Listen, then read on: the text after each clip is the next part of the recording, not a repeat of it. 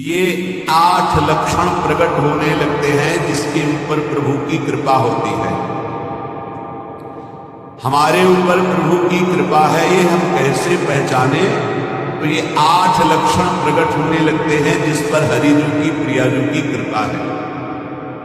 पहला, घोर अपराध करने वाले के प्रति भी दया की भावना। शांति पहला लक्षण, भाव में भी पहले शांत भाव है। हमारे ऊपर श्री हरिजू की कृपा है, इसकी पहचान ये 8 लक्षण।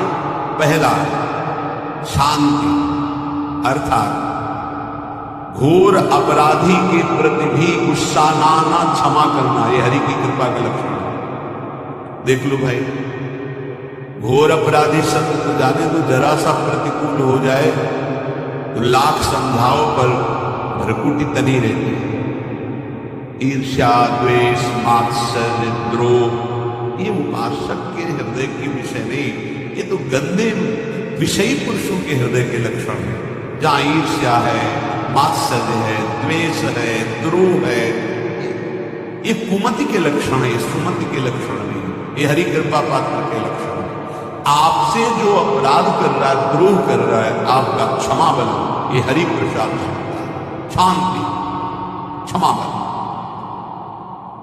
शांति सह गया है, क्या करो, सहना ही पड़ेगा भगवत मार्ग में, वो ऐसा नहीं होता। शांति, बुरा ही नहीं लगा, हरि कृपा पात्र को बुरा ही नहीं लगा।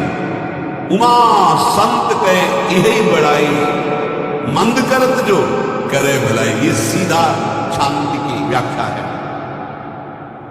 अपने यहां मंगल गान में, करत जे अनुशहन निंदक तिनहु पे अनुग्रह कियो, यह है हरि कृपा, यह है आचार्य कृपा, गुरु कृपा। अपराधी पर भी क्षमा का भाव होना, भला ऐसा है, अपराधी पर भी क्षमा का भाव होना, ये हरि कृपा पात्र में ही होगा, अन्य में नहीं। तो अगर अपने हृदय में ऐसा लगे कि ऐसा नहीं है तो हरि जी से प्रार्थना करनी चाहिए कि कृपा करो मेरे में समर्थ आए। दूसरा, अनुसूया, वो किसी भी के प्रति कभी भी कोई दोष दर्शन ही नहीं करेगा। दोष कथन, दोष श्रवण की कृपा जरूर। अनुसूया, दूसरों के गुणों में दोष ढूंढना, ये नहीं, हरि कृपा पात्र में नहीं। ये सब भजन के नाश करने वाले, जैसे पहला अपराधी पर क्रोध कर देना, तो माया ने भेजा इसीलिए था कि तुम्हारे साथ व्यवहार ऐसा करे कि तुम क्रोध करो, क्रोध करोगे तुम्हारी ऊर्जा शक्ति नष्ट हो जाएगी, अध्यात्म में जो चलने की थी, और कहीं तुमने संकल्प कर लिया तो भजन शक्ति नष्ट हो जाएगी। तो अगर भजन बल है तो गया, जरूर उसको दंड मिलेगा, पक्का मिलेगा, 100% मिलेगा, लेकिन आप खाली हो गए, ना भजन करने की वृत्ति रहेगी और ना भजन रहेगा, दोनों बात। अनुसूया, किसी के सद्गुणों में दोष देखना, गुणों में दोष ढूंढना, ये हरि कृपा पात्र में नहीं होगा। ये बहुत मंगलमयी बात है जिससे हमारा भजन मार्ग पुष्ट होता है। तीसरा, वो बाहर से और भीतर से पवित्र रहता है, हरि कृपा पात्र। शौचाचार का ज्ञान होना चाहिए, वस्त्र आपके पवित्र होने चाहिए, ये बाहरी, जल रज आदि के द्वारा बाहरी पवित्रता, और निष्कपटता, निश्चलता, सत्य भाव, ये अंदर की पवित्रता है। अगर कपट है, छल है, असत्य है तो हृदय मलिन रहता है। भीतर और बाहर से पवित्र रहना, इसमें खास बात क्या है? भीतर और बाहर से पवित्र रहने, भीतर और बाहर से सदैव पवित्र कौन रह सकता है? तो बोले जो कुंडली काक्ष भगवान श्री हरि का प्रियाजू का स्मरण करता रहता है, शवाभ्यंतर शुचि, वो बाह्य और अभ्यंतर दोनों से पावन रहता है। तीसरी वो कृपा का लक्षण है, अर्थात वो सदैव भगवत चिंतन परायण, शौचाचार का पालन करने वाला, बाहर और भीतर से हरि कृपा पात्र पवित्र रहता है। लघु शंका में जल पात्र में रखा जाता है, जनेंद्रिय को पवित्र किया जाता है, फिर हाथ रथ से धो के फिर कुल्ला करके, आचमन करके, पैर धोकर, ऐसे पवित्र आचरण, ऐसे पशुवत व्यवहार था। कुछ लोग ऐसी गलती करते हैं कि जिसमें शौच हुआ जाता है उसी में बैठकर लोग शंका करते तो सारे वस्त्र, पूरा शरीर अपवित्र हो गया। तो अटैच बाथरूम की व्यवस्था माया ने कर दी है। हमें लगता है कि शौचालय अलग होना चाहिए और स्नान गृह अलग होना चाहिए, थोड़ा ही चाहे भेद हो, अंतराय होना चाहिए पवित्रता के लिए। अब ये शौचालय है, यही स्नान करना है, यही लोग शंका कर दी है, पवित्रता का निर्वाह नहीं। यदि जिस उस जगह आप शौच करते हैं तो बैठकर उसी पे बैठ के लोग शंका करते हैं तो आपको पूरा वस्त्र सहित स्नान करना चाहिए पवित्रता का, तभी बुद्धि भ्रष्ट हो जाती है। आपको मंत्र का निरंतर चलना ये कठिन पड़ जाएगा।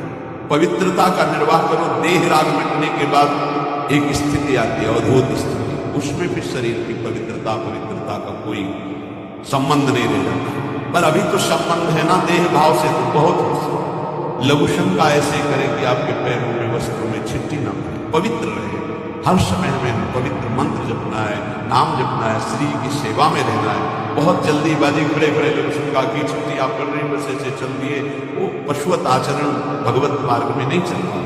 वो अंदर तुम्हारे व्याकुलता पैदा करता रहेगा भोगों की संसार की। शौचाचार का बहुत बड़ा फल है, शरीर राग छूट जाए। ये बात सुनो, शरीर राग, शरीर संबंधी पवित्रता शरीर राग छोड़ा देती है, आंतरिक रहस्य है। चौथा,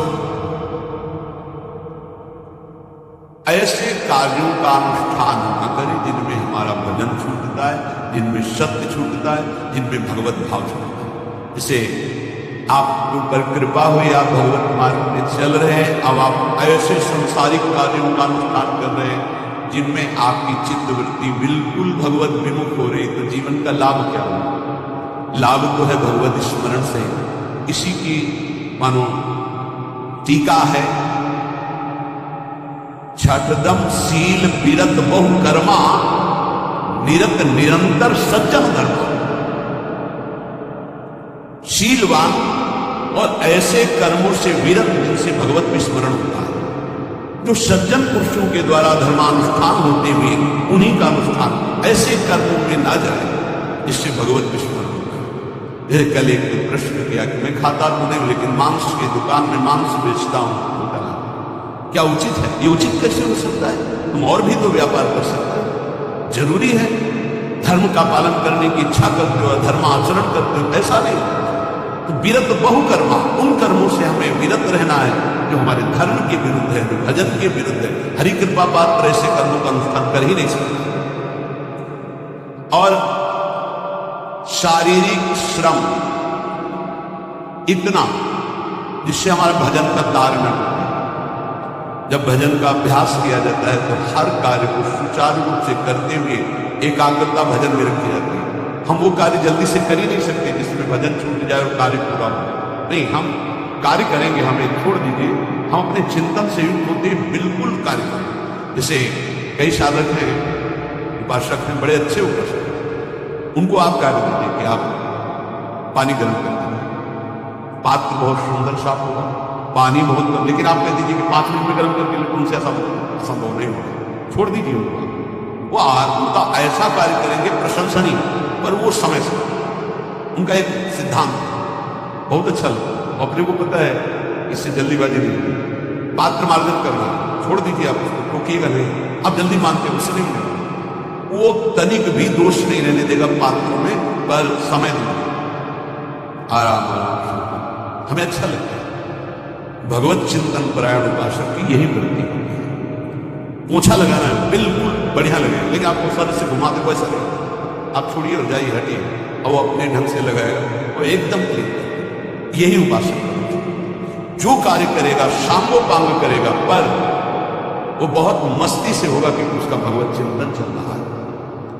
अधिक ऐसे जिससे हमारा चिंतन छूट जाए, थोड़ा संयम में आना चाहिए। ये भगवत कृपा पात्र का लक्षण है। अपने भजन का फल देखना भगवत कृपा पात्र सबको प्रदान करना। हिम्मत है अपने भजन, इतनी मेहनत से किया हुआ भजन होने के बाद, हे प्रभु इस भजन का फल हो, सर्वे भवन्तु सुखिनः सर्वे सन्तु निरामयाः। यहां तो कहते हैं महाराज एक माला रोज आपके लिए करता हूं कि आपकी बीमारी ठीक रहे, तो शेष किसके लिए करते हो? शेष अगर इष्ट और गुरु के लिए तुम्हारा है कि एक माला करते तो फिर इतनी माला करते तो हमें क्या होगा? सब आपको दे देंगे तो हमें क्या होगा? तभी भजन का रहस्य नहीं जाना। सबके मंगल के लिए अपने भजन को समर्पित कर देना। देखो भाई भजनानंदी भजन में अरुचि होने लगी थी, क्यों नहीं लगी?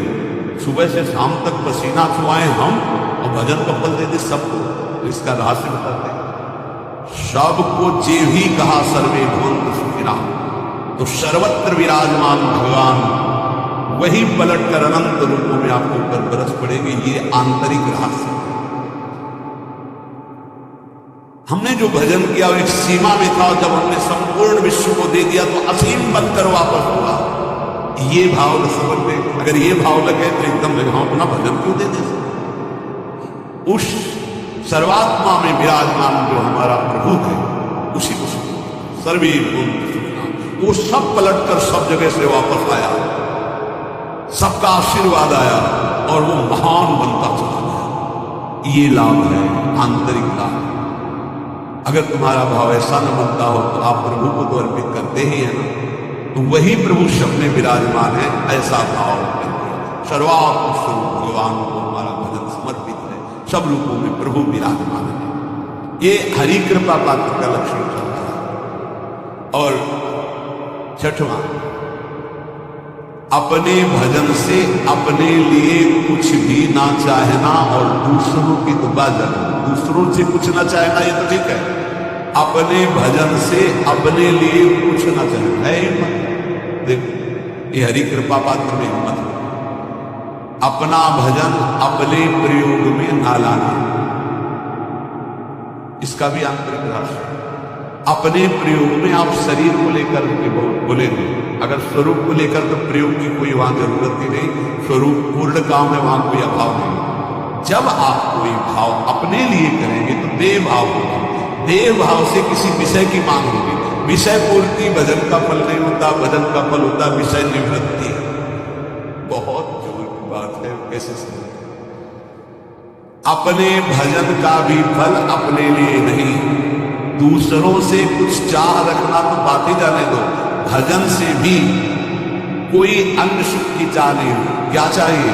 भजन ही बनता है, भजन का फल भजन बनता है।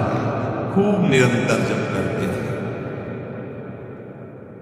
सातवां, किसी भी मान सम्मान कीर्ति पद प्रतिष्ठा के मिलने पर हृदय का असंतुष्ट होना, यह हरि कृपा पात्र का लक्षण है। प्रणाम नमस्कार जय हृदय में संतुष्ट हो जाना चाहिए। कोई किंचन मात्र अभिमान न हो जाए। प्रभु बचाओ, ये माया की चकाचौंध से बचा लो नाथ। कौन सा अपराध बन गया कि आपकी जय की जगह यहां हमको ऐसा करना। जैसे एक बार महापुरुष ने कहे थे कि जब गुरुजन बड़ाई करने लगे सामने शिष्य की, उसको ग्रीवा झुका लेनी चाहिए, पश्चाताप करना चाहिए कि कोई गलती हो गई। आज हमारे गुरु जी ने हमारी बड़ाई को की, इसका मतलब कोई दोष हो गया, कोई गलती हो गई, और प्रार्थना करना चाहिए कि क्षमा कीजिएगा महाराज, अगर कोई गलती हो तो दंड दीजिएगा, लेकिन ये दंड मत दीजिएगा कि आप हमारी प्रशंसा, भगवान इससे बड़ा तो कोई दंड नहीं। ऐसा महसूस होना चाहिए। सम्मानम कलयाति घोर गरलम, ये हरि कृपा पात्र का लक्षण। नीचापमानम सुधा, नीच पुरुषों द्वारा किया हुआ अपमान अमृत के समान लगे और सम्मान विष के समान। मान प्रतिष्ठा कीर्ति जिसके लिए बड़े बड़े लालायित रहते, हरि कृपा पात्र को विष की तरह चुभती है। और 8,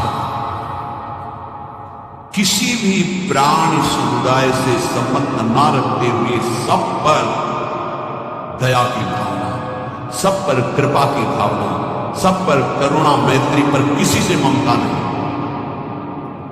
ये सूत्र बहुत व्यवहार में प्रयोग करने योग्य है। सबसे करुणा और मैत्री पर किसी से ममता नहीं।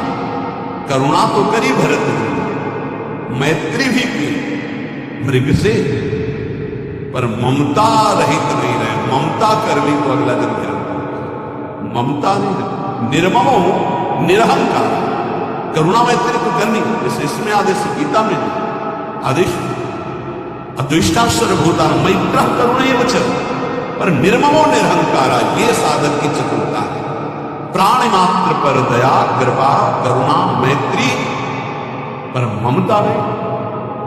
ममता किसी से, और यहां करुणा मैत्री ये तो गायब हो गए, केवल ममता रह गई। अपने शरीर से ममता, शरीर संबंधियों से ममता, विषय भोगों से ममता, यही जहर है। संबंध में ये ममता ही जहर है, विचारों में अहंकार जहर है, कर्मों में ये आसक्ति जहर है। इसी जहर को मिटा दे तो जीवन मुक्त महापुरुष कर्म करते हुए, विषय सेवन करते हुए, वार्ता करते हुए, विचार करते हुए बिल्कुल जहर रहित उसका जीवन हो गया। तो ये 8 बातें हरि कृपा पात्र में होती हैं, इनको बार बार सुनना और हृदय में धारण करना। जो भक्त होता है, हरि कृपा पात्र होता है, उसमें ये 5 बातें कभी नहीं जाकर सकती, स्फुरित ही नहीं होती। पहला, किसी से ईर्ष्या। दूसरा, किसी से घृणा। तीसरा, किसी से भयभीत हो जाना। चौथा, भजन सेवन नृत्य गायन आदि में लज्जा लगना। 5वां, किसी की निंदा करना। ये नहीं। अब जो आगे वर्णन कर रहे हैं उसमें महापुरुषों की पहचान है। सिद्ध महापुरुष 3 प्रकार के होते हैं।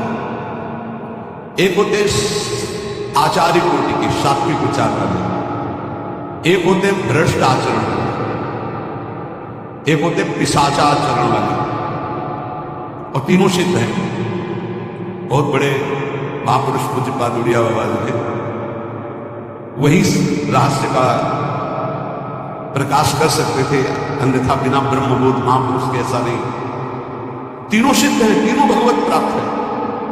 सात्विक आचार्य, जो आचार्य कोटि के होते हैं, एक एक अक्षर शास्त्र मर्यादा के अनुसार चलने वाले, जैसा शास्त्र कहता वैसा उनके आचरण में दिखाई देगा। और वो शिष्य भगवत प्राप्त महापुरुष हैं, और उनके आचरण तस्मात् शास्त्र प्रमाणम है। दूसरे भ्रष्टाचार,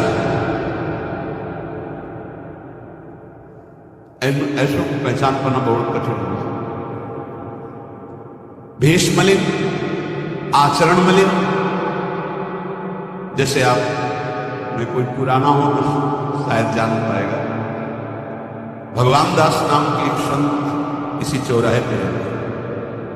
ये जो चौराहा है, कभी नंगे पड़े रहते थे, कभी वो पा रहे उनके साथ कुत्ता पा रहा है, कभी नाली का पानी पी रहे हैं, और भगवत प्राप्त महापुरुष थे। इसकी पहचान स्वयं की।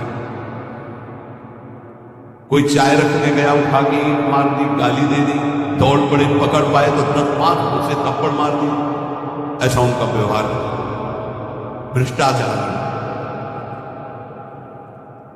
हलवा कोई रख गया, खिचड़ी रख गया, कुत्ता खा रहा है, उसे पूछा, कभी गमछा लपेटे, कभी नंगे, सीधे प्रकृति का वाद शरीर से बस चौराहे पे रहते थे।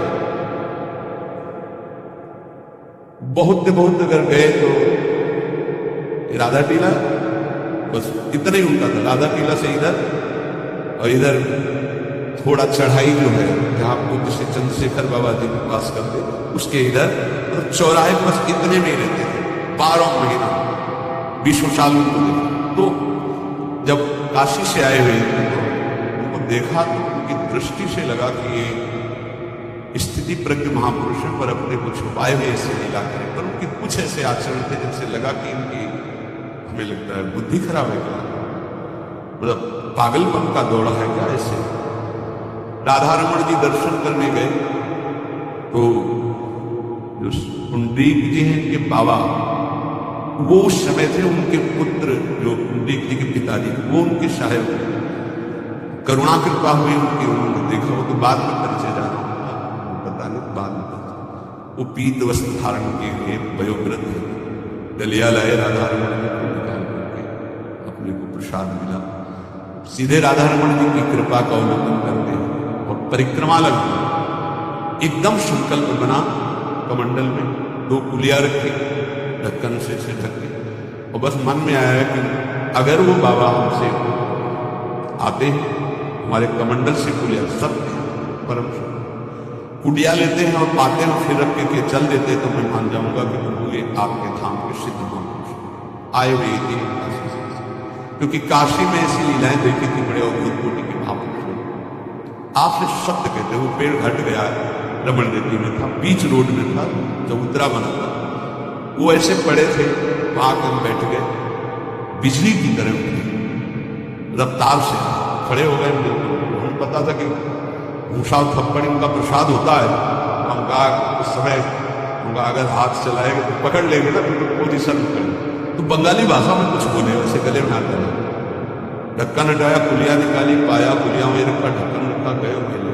सत्य कहते एकदम खड़ा हो गया कि अरे भगवत प्राप्त महापुरुषों को जानना प्राप्त, कैसे आचरण, व्रत आचरण से रहते हैं। कभी दिगंबर, कभी गमछा लगा हुआ है, कभी कुत्ते के साथ पा रहे, कभी नाली का पानी पी रहे, पूज्य बाबा के आचरण मलिन, नाली या पैखाने का भी पानी पीने में उनको कोई भी परेशानी नहीं, गंदे जगह मलिन भाव से पड़े रहना, किंतु वृत्ति हर समय भगवदाकार रहना, भगवदाकार। तीसरे पिशाचाचार, गाली गलौज करना, ईट पत्थर से मारना, हर मलिन चेष्टा बहुत कठिन है, बहुत कठिन है। ये सब देखने को मिला है भगवत कृपा से। तीनों प्रकार के महापुरुष वृंदावन में आगंतुक संत आए थे बाहर से, वो रात्रि में हर वृक्ष के नीचे खड़े रहे, पैर सूज गए थे, उनको कभी बैठे और लेटे नहीं रहे, खड़े रहे। 25 वर्ष के लगभग की बात है। उनको जब देखा तो देखते ही उनकी दृष्टि ऐसी थी, ऊर्ध लगाए भगवत प्राप्त महापुरुष है, 45 वर्ष की अवस्था हो, बस खड़े रहते थे, चरण उनके फट गए थे, ऊपर से ऐसे खड़े खड़े। रात्रि में एक दिन हिम्मत की, बोलते नहीं थे वो, लाभ ले रही ऐसे, महाराज जी आप कृपा करें। उस समय मदन टेल आप आइए, खड़े हुए, तो आटे की 4 लड्डू हमें मिले हुए, कृपा करके पाइए। उनका आपका ये जो बाहरी परिवेश है और आपके जो बाहरी लीलाएं हैं, बाहरी लोग तो भले न समझता है, प्रभु मुझे ऐसा अनुभव होता है आप भगवत प्राप्त महापुरुष रो पड़े। कभी हमने उनको ऐसा नहीं देखा, रो पड़े, और उनका ये हमारे गुरुदेव की कृपा है। उनका कब से वृंदावन आ पाया बोले कुछ नहीं, बोले वृंदावन की रचना प्रभाव कितना दिव्य है, अब जाने का मन नहीं होता है, पर आप दोबारा उनसे मिलने की चेष्टा करिएगा, कभी दूर से देख लीजिएगा, पर आप कभी मिलिएगा। आप भक्त थे इसलिए आपसे संभाषण कर लिया। ये तो आपने सुबह की लीला, ईंट चल रही थी, वो दिगंबर खड़े थे, ईंट मांग रहे थे, परिक्रमा वाले लोग ईंट मार रहे थे, कई जगह उनकी ईंट लगी, उनको लग रहा था पागल नहीं पहचाना जा सकता। 3 प्रकार के महापुरुष होते हैं, होते सात्विक आचार वाले, बहुत जो शास्त्रीय आज्ञा वैसे ही अक्षरशः आपको दिखाई देगी, आचार्य को दिखे, पवित्र शरीर, पवित्र वस्त्र, पवित्र आचरण, एकदम आचार्य को, उसे एकदम भ्रष्ट आचरण, समझ ही नहीं सकते आप। तीसरे पिशाच की तरह समझ ही नहीं सकते उनको। अब लाभ होता है केवल पहले वाले से, सात्विक, तस्मात् शास्त्रम प्रमाणम, इससे जनता का लाभ होता है। इन 2 से विशेष हानि होती है, क्योंकि इनके आचरण ऐसे होते हैं, साध भव ज्ञान तुरंत भव, बहुत जल्दी विनाश होता है ऐसे महापुरुषों के अपमान से। सात्विक महापुरुषों के अगर उनसे अपमान भी हो जाएगा तो क्षमा करेंगे, इनको न क्षमा से मतलब है, न पिटाई से मतलब है। इनकी दैवी शक्ति तुम्हारा नाश कर रही है। ऐसे से बहुत, क्योंकि इनको समझ में नहीं आएगा ना। काशी में भी देखा, कोई लड़ चल रहे ब्रह्माकार होती है, लोग समझ नहीं पा रहे हैं, चाहे कि लड़ जमा मार रहे हैं उनको बिल्कुल जो चर्म है प्रकृति को सहते सहते भैंसे के जैसे हो गया मोटा एकदम, उनके ऊपर मार पड़ रही है, मुस्कुरा रहे हैं। महाकाल स्थिति महापुरुष के सामने ऐसे कुछ समझ ही नहीं पड़ता। तो कह रहे हैं ऐसे भक्तों से प्रायः सबकी हानि हो जाती है, क्योंकि समझ पाते नहीं कि स्थिति क्या है, और जब उनका अपमान करते हैं, उनको मारते पीटते, उनका सर्वनाश हो जाता है। वो करते नहीं है, उनका प्रभाव कर देता है, पर सात्विक महापुरुषों से किसी का मंगल नहीं होता। इसलिए समाज का परम मंगल शास्त्र के द्वारा आचरण किए हुए जो सिद्ध महापुरुष हैं उनसे होता है। ये दो प्रकार के महापुरुष होते हैं, कई तरह से हानि होती है। आप समझ ही नहीं पाएंगे, आप अपमान कर देंगे, अनिष्ट हो जाएगा आपका, क्योंकि यहां ना क्षमा है न दंड है। दैवी शक्तियां उनकी सुरक्षा में लगी हुई, वो सर्वनाश कर देंगे। इसलिए बाबा परिचय बता रहे कि अगर तुम इनको पागल न समझा, ये प्रायः जैसे एक बार बताया था कि हरगोविंद जी के पांडाल में रास हुआ, एक दिगंबर महापुरुष आए और वो ऐसे खड़े थे पीछे से, क्योंकि आरती करने के बाद पीछे राधा वल्लभ जी की गए तो पीछे ही खड़े होना था। वो बिल्कुल पास बूट पहने हुए मारा लाल पीछे से मुहरा गिर गया, आराम से खड़े। रास को ऐसे नेत्रों से हल्का सा बस पे चल रही, वो पीछे 10 बार लात मारता है। वो मुड़ के नहीं देखा किसने मारा, पीछे पीछे हम 10 कदम चले, गजब हो गया ऐसी स्थिति इस महापुरुष की। और ये बावरा जान नहीं रहा कि बस सर्वनाश कर दिया हमने, और वो गजेंद्र की तरह मतवाले से फोगला की तरफ चल गए। कैसे समझोगे महापुरुष, बाहरी व्यवहार। अभी 10-12 वर्ष की बात है, यमुना के पार ऐसे खो करके रहते थे दिगंबर। अब है कि नहीं मुझे पता नहीं, पहले यमुना किनारे जाते थे, बैठते थे, बस वो चीखते थे राजकुमारी राजकुमार, राजकुमारी राजकुमार, यमुना पार से राजकुमारी राजकुमार। वैसे घास में समझ के जैसे गाय खाती है ऐसे घास, और चिल्लाते क्या थे राजकुमारी राजकुमार। किसको? प्रिया राजधानी है ना, ऐसे वृंदावन की तरफ खड़े होते ऐसे कहते राजकुमारी राजकुमार। कैसे